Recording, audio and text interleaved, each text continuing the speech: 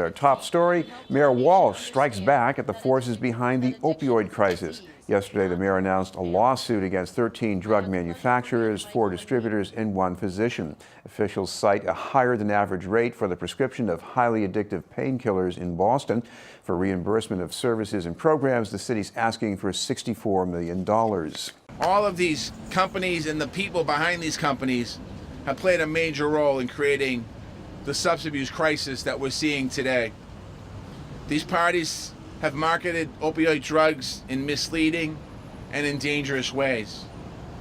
They have failed to report suspicious orders and shipments that were diverted into the black market. Simply put, and we've heard this before, they put profit ahead of people, knowingly fueling addiction at the expense of human life. These drugs are just as powerful and addictive as heroin, plus they offer a predictable, unadulterated high. The influx of these drugs into our medicine cabinets and streets in the late 90s and early 2000s has led directly to the opioid epidemic that is devastating my generation. I firmly believe that there are men sitting in corner offices in these companies who have more blood on their hands than any other drug dealer in Massachusetts, and they need to be held to account.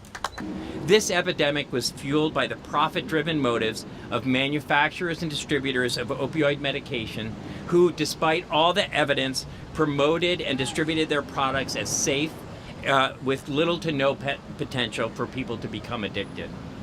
For too long, our cities and states have borne the burden of this response to the epidemic, and it's time to hold those who earned billions and billions of dollars off of people's pain and suffering, to be held accountable for their actions and to pay the price for the crisis they have caused.